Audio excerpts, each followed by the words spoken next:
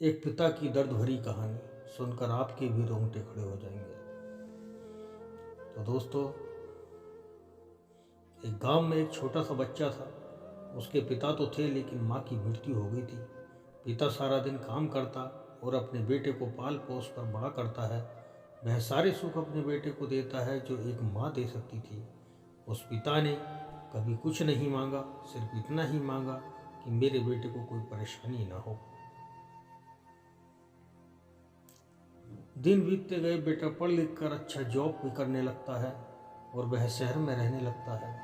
कुछ दिन बाद वह अपने पिता से मिलने आता है और कहता है, पापा, मुझे कुछ पैसों की ज़रूरत है। मैं चाहता हूँ कि शहर में ही ज़मीन लेकर अपना घर बना लूँ।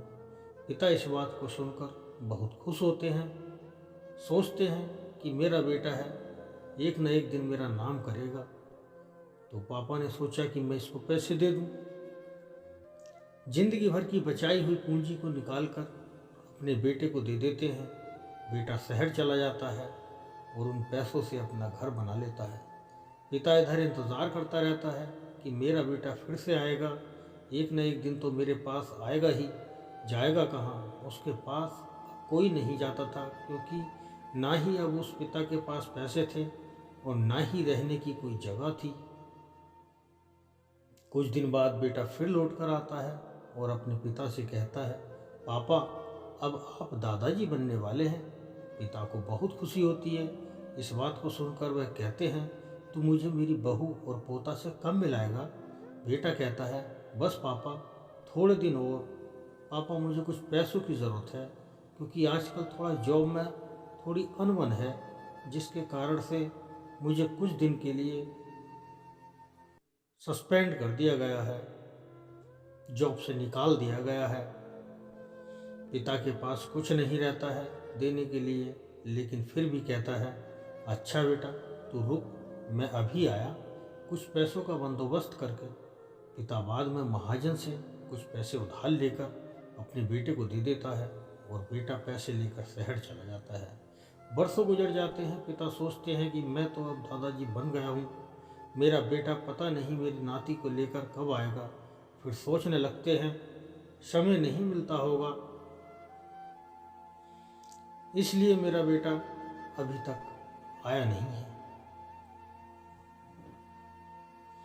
तब तक महाजन 2-3 आदमी को लेकर उस पिता के घर पर आता है और कहता है कि आपके वादे के मुताबिक मैं पूरे 3 महीने बाद आया हूँ अपने पैसे ले जाने। पिता कहते हैं, मेरे पास पैसे नहीं हैं देने के लिए। महाजन कहता है, जब पैसे देने नहीं थे तो आपने मुझसे उधार क्यों लिया? तभी पिता कहते हैं, ठीक है, रुको, मैं तुम्हारे लिए पैसों का बंदोबस्त करके लाता हूँ, अभी आप थोड़ा इंतज़ार करें। और वहाँ के नज़दीकी अस्पताल में चले जाते हैं। वहाँ जाकर अपना ब्लड डोनेट करते हैं और अपनी एक किडनी बेच देते हैं और उस महाजन का कर्ज चुका देते हैं। प्यारे दोस्तों,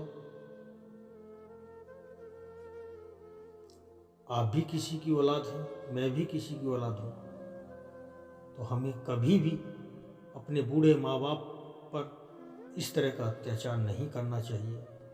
हमें अपनी पत्नी के कहने में आकर कभी भी अपने माता पिता को नहीं भूलना चाहिए। उन्होंने हमें ज़िंदगी दी है, उन्होंने हमें इज्जत दी है, उन्होंने हमें इस दुनिया में कदम रखने का अवसर दिया है। तो दोस्तों, कभी भी अपने माँ बाप को परेशान मत करना। और अगर ये कहानी अच्छी लगी हो तो प्लीज़, बहुत मेहनत करके ये कहानियाँ बनाता हूँ मैं, आपको अगर अच्छी लगे तो आप वीडियो को लाइक कर देना, शेयर कर देना, सब्सक्राइब कर देना और नीचे जो लाल वाला बटन है उसको ज़रूर प्रेस कर देना और पास में जो बेल आइकन है उसको भी दबा देना, जिससे और भी मैं अच्छी से अच्छी कहानियाँ आपके लिए लेके आ सकूँ। धन्यवाद दोस्तों।